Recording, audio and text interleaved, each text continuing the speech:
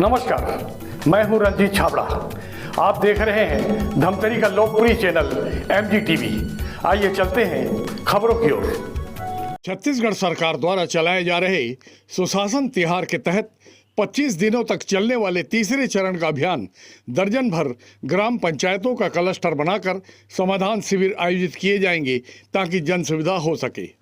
जिला कलेक्टर अविनाश मिश्रा द्वारा press conference लेकर पूरे सुशासन तिहार के कार्यक्रम पर विस्तृत प्रकाश डालते हुए बताया कि योजना की जमीनी प्रगति देखने मुख्यमंत्री कभी भी औचक निरीक्षण में गांव में पधारेंगे। इस अवसर पर श्री मिश्रा ने पत्रकारों का अनेक सवालों को जवाब भी दिए। बहुत सारी मांग और शिकायतें थी, स्पेशली जाति प्रमाण पत्र को लेके, आय प्रमाण पत्रों को लेके, तो उसका त्वरित हम लोगों ने निराकरण किया।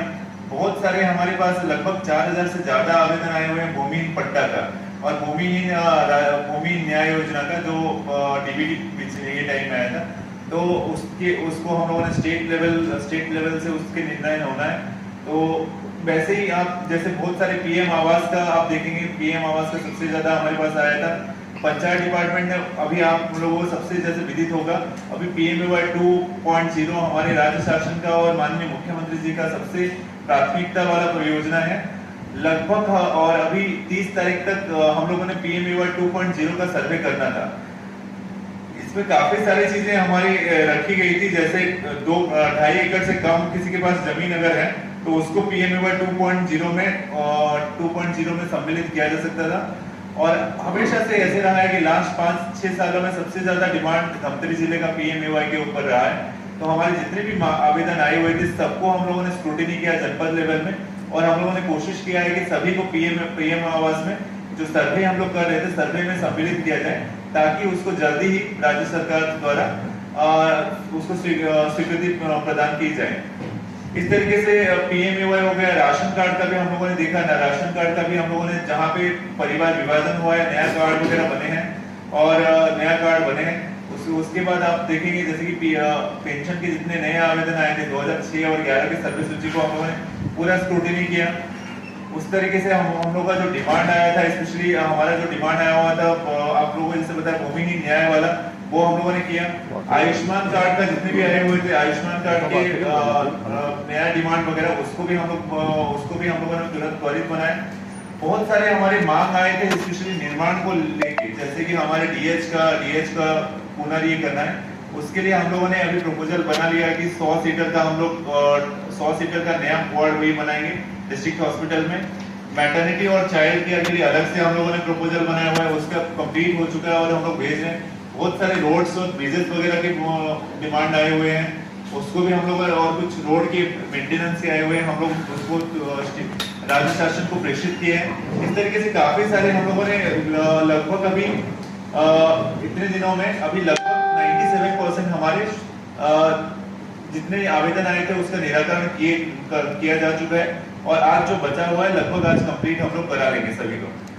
आप लोगों को अभी आता है तीसरा फेज है, जहाँ पे जैसे माननीय मुख्यमंत्री जी का निर्देश है, आप लोगों ने भी देखा होगा कि तीसरे फेज में सभी जगह हमारे लगभग 10 से 12 पंचायतों में समाधान शिविर किया जाना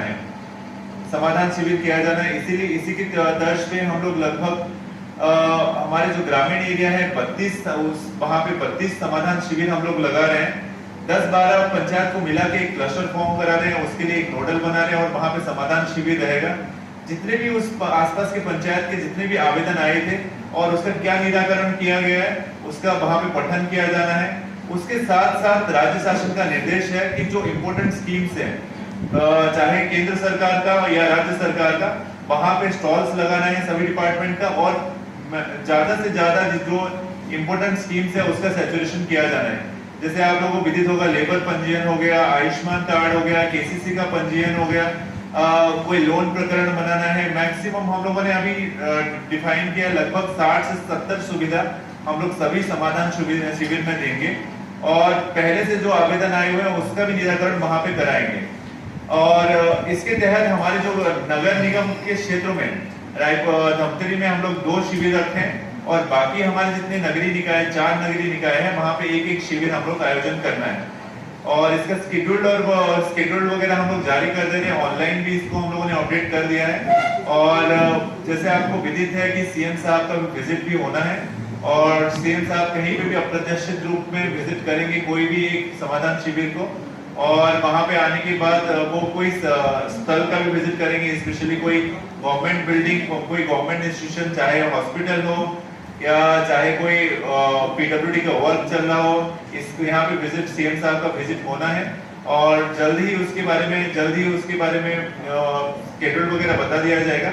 और आप लोगों को जैसे पहले से विदित है, पहले जैसे होता था कि जो स्थल रहता है सीएम साहब का कहाँ लैंडिंग होना है वो थोड़ा अप्रत्याशित रहता है, तो आपको उसी समय में ही तुरंत हम लोग सूचना कर देंगे। और वहां पे एक प्रेस ब्रीफिंग भी रहना है सबको, जैसे समाधान शिविर और स्थल विजिट के बाद प्रेस ब्रीफिंग रहना है। उसके बाद सीएम साहब होगा तो कुछ सामाजिक कार्यकर्ता हैं हमारे, कुछ जनप्रतिनिधि, उनको भी विजिट, उनके साथ भी वार्तालाप करेंगे। और फिर जैसे इंस्ट्रक्शन है हो सके तो दो तीन जिले को मिला के एक साथ रिव्यू किया जाना है।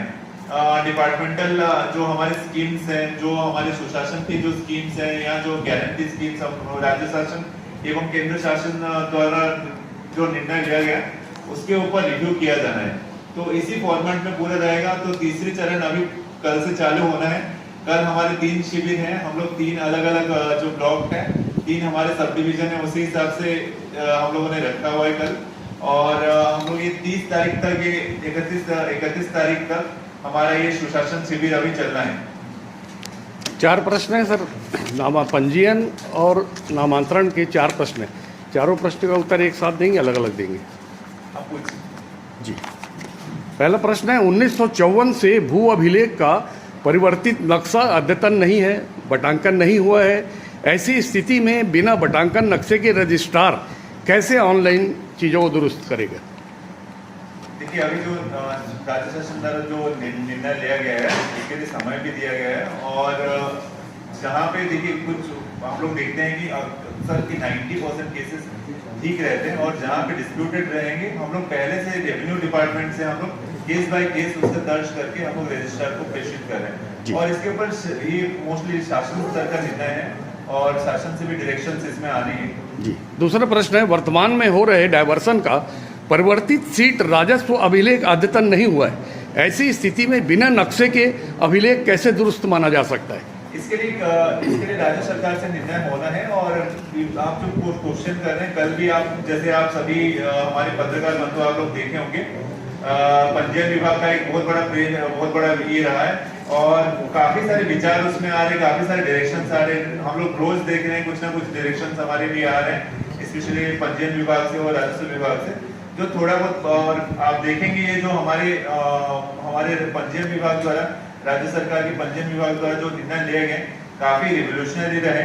और ये भारत में छत्तीसगढ़ ऐसा चौथा राज्य रहेगा जो इतना बड़ा रिफॉर्म लिया है और बहुत एडवांस ये है। और इसके ऊपर काफी सारे डायरेक्शंस आ रहे हैं और इम्प्लीमेंटेशन कैसे होगा उसके ऊपर डायरेक्शंस आ जाएंगे, निर्देशिका आ रहे हैं। जी।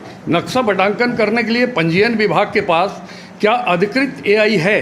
क्या इस संबंध में राजपत्र में अधिनियम में संशोधन के साथ साथ क्रियान्वयन तत्संबंध में कैसे होगा, इस संबंध में बताइए। इसके लिए पंजीयन विभाग का जो एक्ट है, रजिस्टर एक्ट है, वो 100 साल पुराना, उसका भी अमेंडमेंट किया गया है। और कैपेसिटी बिल्डिंग के लिए लगभग पंजीयन विभाग 1.5 साल से तैयारी कर रहा है। तो इसको इम्प्लीमेंटेशन करने में मुझे लगता है कि ये काफी रिवोल्यूशनरी है और आम जनों को बहुत ज्यादा, जो पहले काफी जैसे आप लोगों को जैसे विदित होगा, नक्शा अपडेट कराने में, नक्शा अपडेट करने में लगभग 2-3 महीनों को तुरंत हो जाएगा। और आम जनों को मुझे लगता है कि ये आम जनों के लिए बहुत बड़ा सौगात की बात है। Thank you sir. अलग से कुछ ऐसा कुछ डाटा है क्या सर? हमारे पास एक इंटरनल डाटा है, हम लोग जल्द ही हम लोग उपलब्ध कर देंगे। राजस्व के मामले में बहुत सारी शिकायतें आई हुई है अलग अलग ये अधिकारियों की, कुछ जगह बहुत सभी अलग अलग ये आए हुए हैं। उसका जो डिपार्टमेंटल प्रोसीजर होता है हमारे, उसी के तहत हम लोग कार्रवाई करा रहे हैं। जहाँ पे मान लीजिए बहुत ज्यादा गड़बड़ी पाया जा रहा है उनको कार्रवाई वगैरह भी करा रहे हैं। तो किसी पे कार्रवाई हुई क्या सर? ऐसा शिकायत पे किसी पे कार्रवाई हुई क्या सर? जानकारी पे, कर्मचारी पे? उसका प्रोसीजर का भी टाइम रहता है। एक डिपार्टमेंटल कमेटी समिति बनता है। आजकल बहुत सारी चीजें उसके समय भी देना पड़ता है, प्रॉपर नोटिस देना पड़ता है। 3 नोटिस आपको एक देना होता है। हमें प्रॉपर अपने टाइम के बीच में आप इतने हाईकोर्ट, आपको यहाँ पे हाईकोर्ट भी है, यहाँ पे रूल्स भी है, आपको फॉलो करके जैसे भी हमें जो जेन्युइन ये शिकायत है उसके ऊपर हम लोग कार्रवाई किया जाएगा। ताओं पे रेत डकैत चुनौती बन रहे हैं, ऐसा आपको नहीं लगता? नहीं, जहाँ पे भी, जहाँ हम लोग काफी स्ट्रिक्ट हैं और जहाँ पे भी इलीगल ये होगा हम लोग कार्रवाई करेंगे। हमारा रेवेन्यू डिपार्टमेंट पूरा सजग है और स्पेशली हम लोग जब भी ये होता है ऐसे बेमौसमी बारिश की वजह से जो भी ये हो रहा है, जो फसल क्षति वगैरह हो रहा है, हम लोग पूरा फील्ड से रिपोर्ट ले रहे हैं पटवारी और आरआई का, और तुरंत हम लोग भेज रहे हैं रेवेन्यू डिपार्टमेंट को। हमारे यहाँ पे एडिशनल कलेक्टर मैडम भी है। आई थिंक डेली बेसिस पे हम लोग इस पे वही कर रहे हैं। जहाँ भी फसल क्षति होता है, मकान क्षति होता है, या किसी के व्यक्ति का जानी, अभी तक तो वैसे कोई रिपोर्ट नहीं हुआ है, फसल क्षति वगैरह का हम लोग रिपोर्ट वगैरह भेज रहे हैं।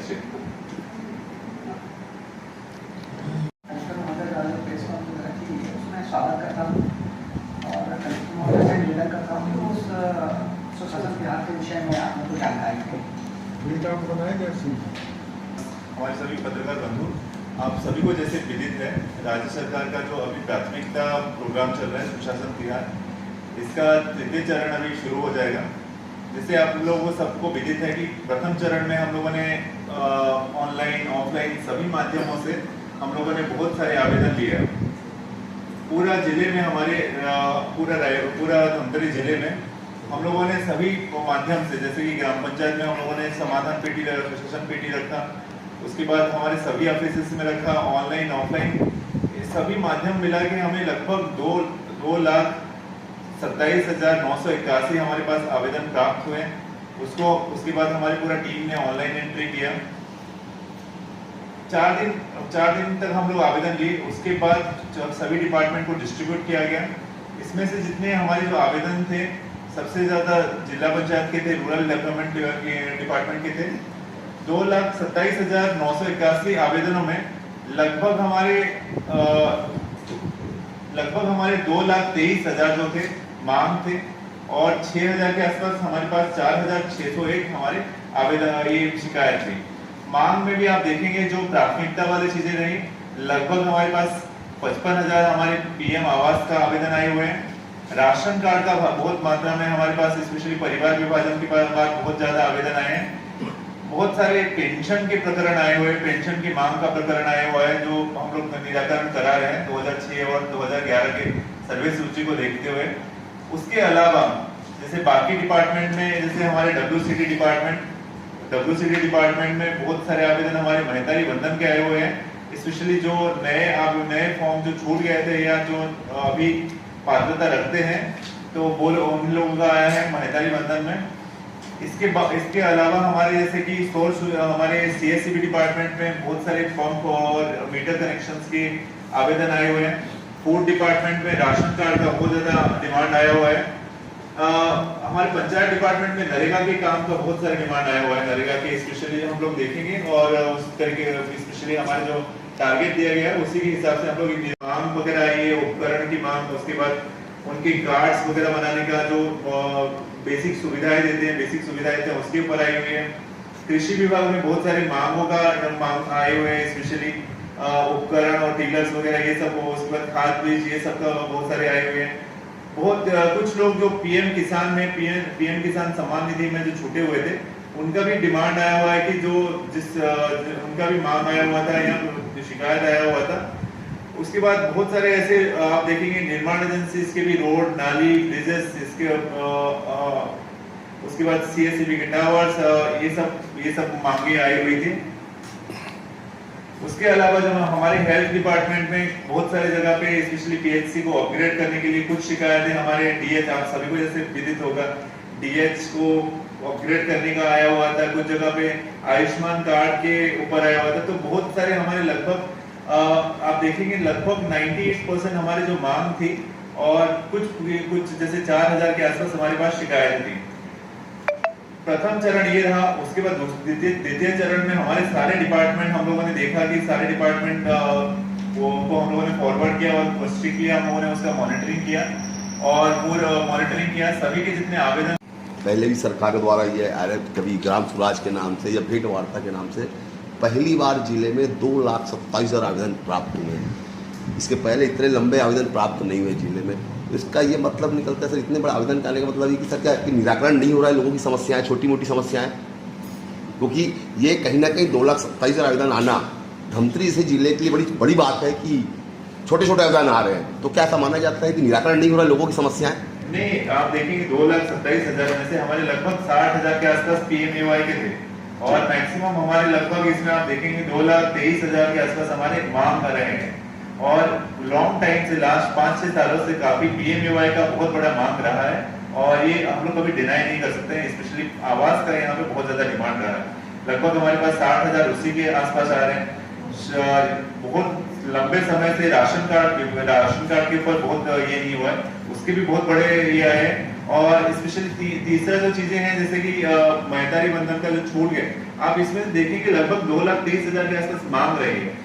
तो कहीं ना कहीं जो सरकार की जो जन कल्याणकारी योजना है उसका बहुत बड़ा मांग रहा है। तो आप उस तरीके से देखेंगे, पॉजिटिवली देखेंगे कि इतना रीच आउट है कि महतारी बंधन में जो छूट गए हैं वो लोग भी अप्लाई कर रहे हैं। जो जैसे जिनका शादी हुआ है लास्ट 1 साल में उनका भी आ रहा है। इस तरीके से आप दूसरी तरफ से आप देख सकते हैं। और लोग यहाँ पे जैसे कि हमारे धमतरी हमेशा से अवेयर रहा है, हर चीजों को लेके हमारे लोग बहुत सजग रहते हैं। यहाँ पे अपने राइट्स को लेके बहुत ज्यादा ये रहते हैं। मुझे लगता है कि यहाँ पे एक्सपेक्टेड है कि जितना और अच्छी, ये हमारे लिए भी बहुत स्कोप की बात है कि कहाँ कौन सी एरिया में कमी रह रही है और हम लोग ठीक कर सकते हैं। तो धमतरी हमेशा से अग्रणी रहा है, पूरा प्रदेश में हर चीजों में रहा है और मगर उसको दूसरे नेक्स्ट लेवल में अभी ले जाने की जरूरत है।